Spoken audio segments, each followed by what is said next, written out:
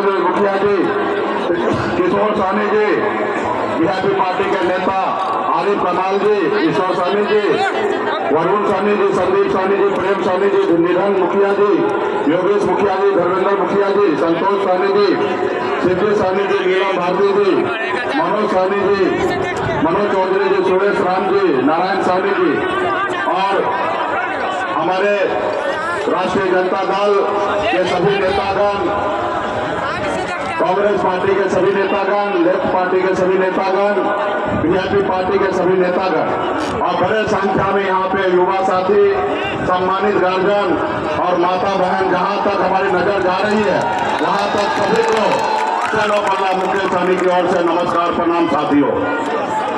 और हम सभी के अभिभावक पुराने नेता अब्दुल मलिक सिद्दीकी साहब कहें कि हम अपनी समय दे रहे हैं, वहाँ तक ठीक है, आपका भी सुनना सबको लोग चाह रहे हैं, लेकिन समय का अभाव है।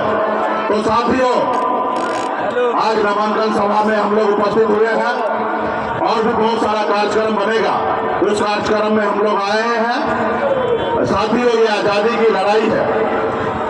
ऐसे तो हर 5 साल में 2 बार चुनाव होता है, एक बार राज्य का मुख्यमंत्री और देश का प्रधानमंत्री चुनने का, लेकिन ये चुनाव जो है खास है।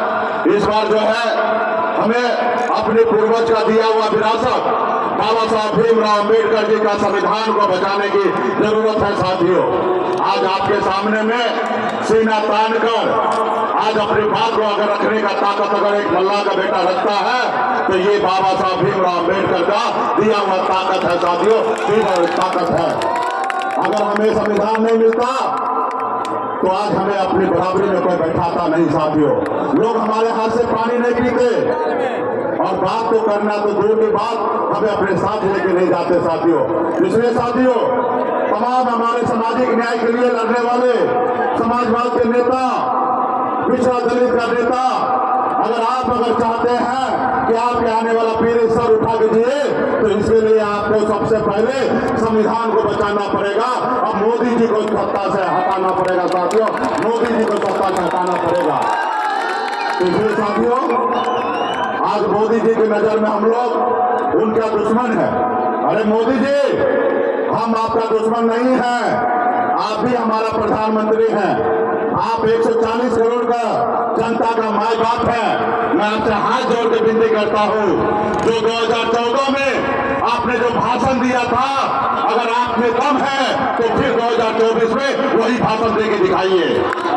आपने क्या कहा था?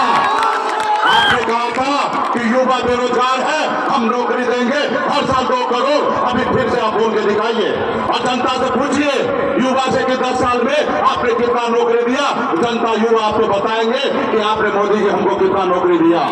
आपने कहा कि विदेश से काला धन लाएंगे और सबके खाता में 15-15 लाख रुपया दे देंगे। कहा है भाई मोदी जी, सब पैसा अपने खाता में रखवा लिए तो जनता के खाता में क्या पड़ेगा? आपने कहा था किसान का आय को दोगुना करेंगे। तो ये साथियों, आपने हर किसी युवा से, किसान से, पिछड़ा से, हर किसी से आपने झूठा वादा करके आपने सत्ता में आ गए और आज हमारा गरीब पिछड़ा समाज आज कहीं कहीं रोड पे घूम रहा है। और आपके लोग कहते हैं कि मोदी जी चावल दे रहे, 5 किलो राशन दे रहे। तो साथियों, मैं कहना चाहूंगा, मोदी जी अपने घर से नहीं दे रहे हैं, ये देश का संपत्ति है। इससे पहले भी चावल और किरासन तेल मिला करता था और हमें मोदी जी आपका चावल नहीं चाहिए।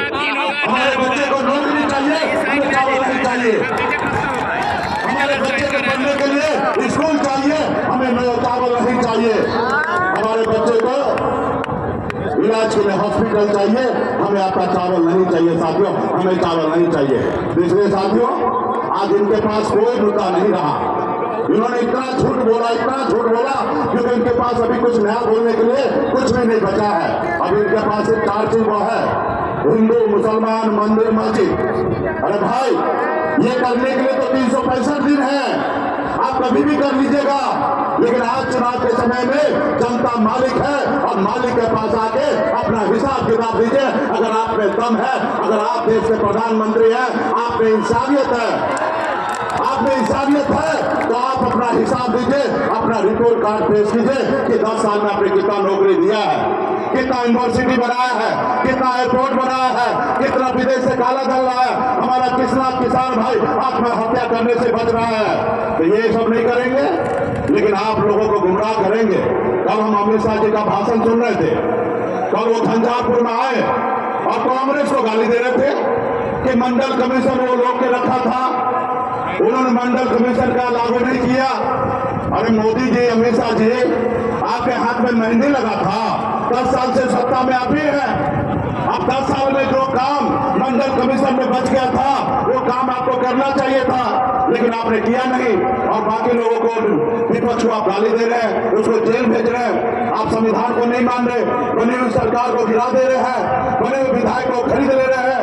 तो कहीं ना कहीं ये जनता का अपमान है साथियों, जनता का अपमान है। और इस समय आ गया है कि आप अपने अपमान का बदला लेने का। फिर आपके बीच में हम लोग आएंगे। अभी कार्यक्रम बहुत है। बहुत बहुत धन्यवाद जितने भी नेतागण आए हैं, दूर दूर तक उधर तक है। आप सभी को बहुत बहुत धन्यवाद।